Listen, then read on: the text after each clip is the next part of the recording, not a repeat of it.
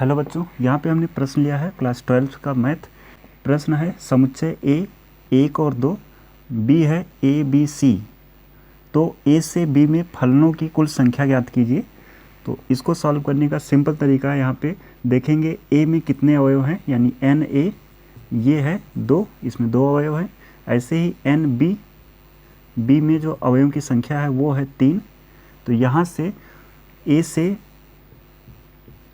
B में संबंधों की संख्या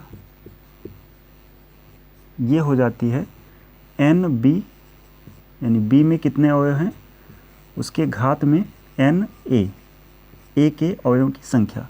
एन बी में 3 अवयव और एन ए में जो है ये 2 अवयव, यानी 3 की घात 2, 3 की घात 2 यानी 3 गुणे 3 बराबर हो जाएगा 9।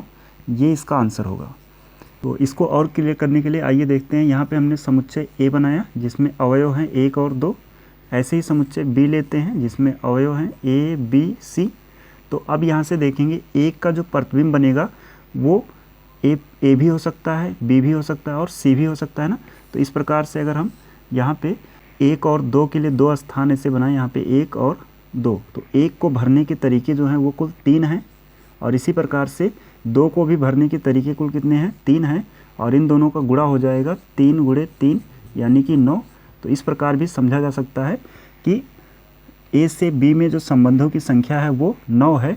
और अगर इसी प्रश्न में फलनों की संख्या ना कह के एकाएकी फलनों की संख्या पूछा जाता तो यहाँ से चेंज क्या आता, तो इसी में थोड़ा सा चेंज होगा। जैसे हमने मान लिया कि 1 का इमेज ए पे बन गया, तो 1 को अगर देखा जाए 1 को भरने के लिए कुल 3 तरीके, ए का इमेज चाहे ए बन जाए, चाहे बी बन जाए, चाहे सी बन जाए, है ना। तो इसको भरने के 3 तरीके। लेकिन अगर हम बात करें 2 की, तो उस समय एक का एक इमेज बन चुका होगा, तो अब ये 2 वाला इस पर तो जा नहीं सकता, इसके लिए 2 ही चॉइस है ना। तो यहाँ पे आ जाएगा 2, और इस प्रकार से 3 और 2 का गुणा होगा तो ये बनेगा 6। यानी इन्हीं 2 समुच्चय के लिए अगर पूछा जाता है ए से बी में एकाएकी फलनों की संख्या, तो वो हो जाता 6। ये इसका आंसर होगा।